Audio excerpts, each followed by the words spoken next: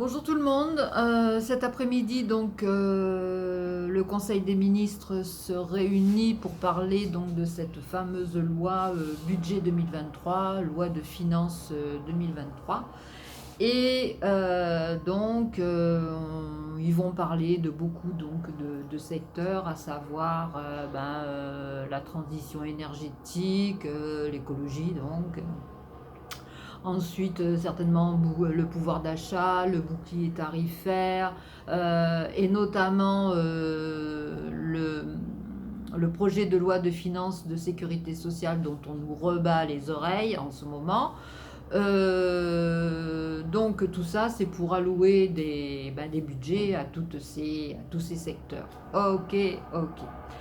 Donc demain, pour reprendre donc ce fameux projet de loi de finances de sécurité sociale dont tout le monde parle, eh bien demain la commission des comptes de la Sécu va se réunir pour analyser les comptes de son institution et ensuite, donc à travers les régimes de sécurité sociale, elle se renseigne de la santé, de tout ce qui est régime complémentaire, de tout ce qui est régime spéciaux, etc.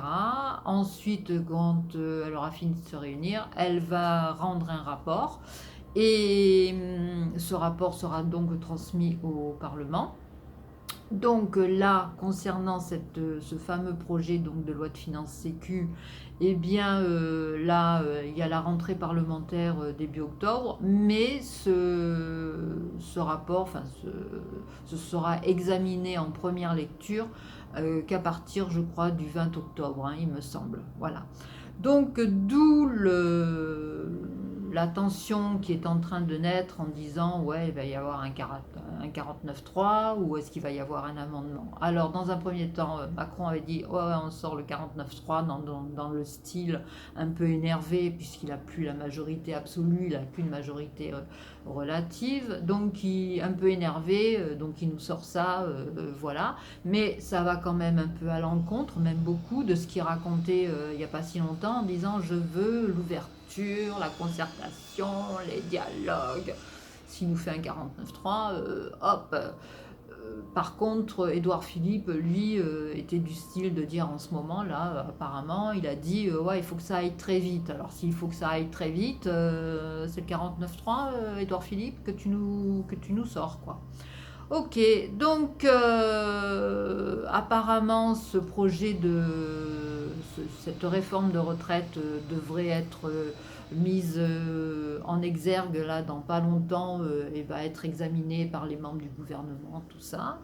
Et ensuite, donc nous allons voir ce qu'il va nous proposer en tant que réforme des retraites, puisque avant le Covid, il avait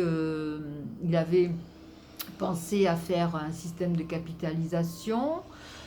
Système de capitalisation d'ailleurs qui est bien anglo-saxon parce que les Français ils n'aiment pas trop ça et notamment on peut y voir un corollaire autour de l'arrivée du patron donc de BlackRock là, Larry Fink qui a fait une grande tournée européenne et qui a proposé lui en tant que gestionnaire d'actifs qui gère l'argent des clients qui lui confient donc son argent, eh bien il a parlé lui de faire des plans d'épargne retraite.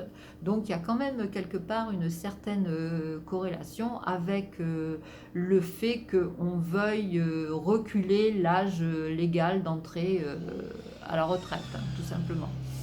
Il y a eu même la loi Pacte là, qui a été créée justement pour créer donc, des nouveaux plans d'épargne retraite individuels et collectifs. Et même on en est à penser, parce que c'est même aussi en Europe, hein, quand je vous dis, hein, quand il a fait sa tournée en Europe, eh bien, ils sont en train de penser à demander aux sociétés de mettre directement des plans d'épargne retraite dans les entreprises. Donc voilà, alors il avait donc pensé à ça parce que justement les Français apparemment ont de l'argent mais qui dort sur des livrets A ou quelque part un peu aussi dans les genres assurance vie. ça rapporte pas des masses. Par exemple, vous prenez le livret A, même si le taux, je sais même pas s'il est à 1%, le taux, là, en fonction de l'inflation, ça rapporte peanuts, hein. Déjà que 1%, c'est vraiment rien du tout. Donc c'est pour ça qu'ils avaient pensé à bien vouloir commencer à donner, à mettre cette idée aux Français qu'il fallait faire des plans d'épargne retraite pour toucher certainement peut-être un petit peu plus. Voilà.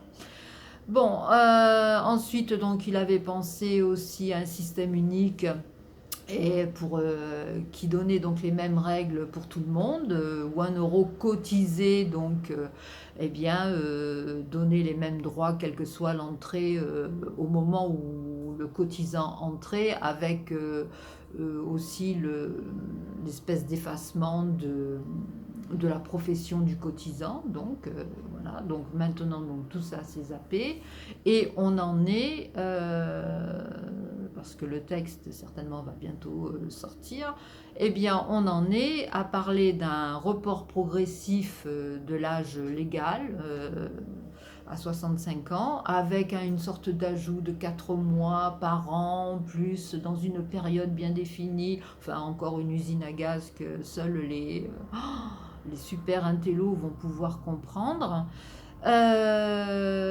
Parce que donc nous on en est au système actuellement de répartition, on vous prend des cotisations sur votre salaire, qui fait que justement ces cotisations eh bien, vous donnent droit quelque part à la retraite. Mais ce qu'on sait aussi par répartition, ce sont les gens qui bossent justement à travers ces cotisations, eh bien ce sont les gens qui bossent qui payent les retraites des retraités. Donc Elisabeth Borne avait dit que c'était un système très généreux et que les Français donc ne travaillaient pas beaucoup, donc il fallait certainement mettre un terme à ça. Alors maintenant, le problème c'est que est-ce qu'il va y avoir encore un 49.3 ou pas? Du fait que Borne, qui est à l'écoute et qui est la chambre à elle seule, chambre d'enregistrement donc des desiderata de Macron, elle a dit oui, effectivement, il faut absolument parler, il faut faire une ouverture de dialogue, etc.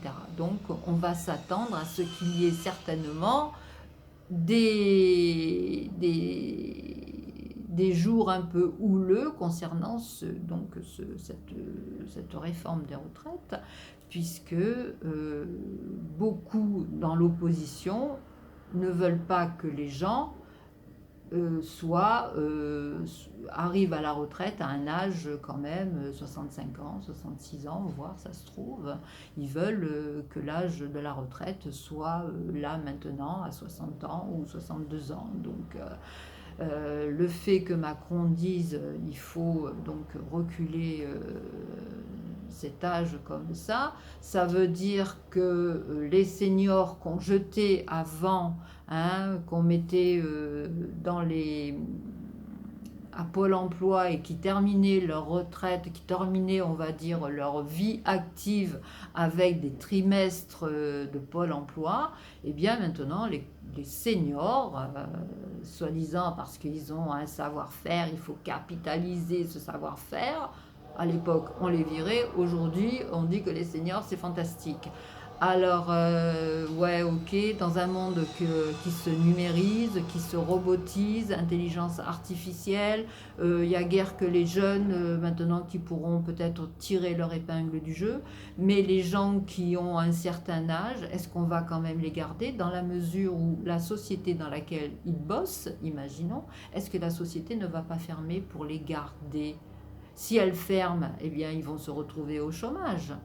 Donc il va y avoir des carrières hachées, que ce soit les jeunes ou les vieux, hein, c'est pareil, hein, puisqu'on est quand même dans un monde où le travail n'est plus pérenne comme avant, il y a 50 ans, hein, dans les années soi-disant les années 70, 80, 90, tout ça, où c'était le travail qui était florissant. Donc maintenant, ben, il n'y a plus tout ça. C'est vous entrez dans une société, vous ne savez pas si vous allez finir votre vie dans cette société parce que il va y avoir des chaos, chaos dans la société, chaos dans votre vie de salarié. Je vous dis, il y a guère que les jeunes, peut-être maintenant, qui vont peut-être tirer leur épingle du jeu parce que eux-mêmes, quelque part aussi, bon, euh, ils veulent pas trop rester en France, ils veulent bouger, etc. Mais enfin, bon, ça c'est encore un autre problème. Donc le fait de dire ben, il faut reculer l'âge d'entrée à la retraite, euh, encore une fois, c'est corrélé au travail lui-même, à la masse de travail. Alors on dit qu'il y a de moins en moins de chômage, ça j'en suis pas certaine. Après, donc vous voyez beaucoup de jeunes maintenant, et même les gens qui sont au chômage, essayer de monter leur propre structure, micro-entrepreneurs, etc. Est-ce que ça donne droit vraiment à des retraites fantastiques? Je ne sais pas. Il faudra voir le texte qui va être pondu par le gouvernement pour ensuite voir un peu quelles vont être les manifestations du fait que maintenant les syndicats ont dit niet, on ne veut pas que l'âge soit reculé comme ça. Donc je vous dis donc les syndicats, eux, qui ont retrouvé une certaine vigueur du fait que Macron n'a plus sa majorité absolue, puisque dans le premier quinquennat, Macron snobait tout le monde. Maintenant, il faut qu'il voit ça.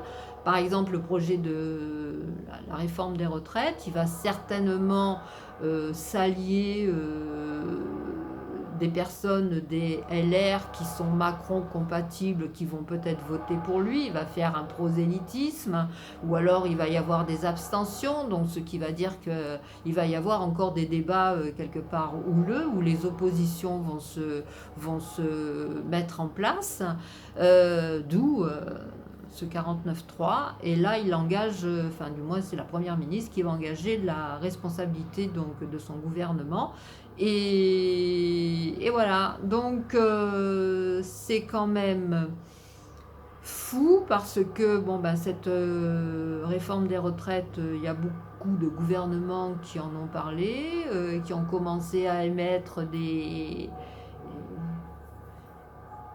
voilà, des choses, mais après, bon, ils ont très vite arrêté. Et là, moi, je pense que bon, bah, Macron, il doit être tenu par un calendrier aussi européen qui lui demande de faire les choses très vite pour mettre cette retraite dès l'été 2023. Waouh!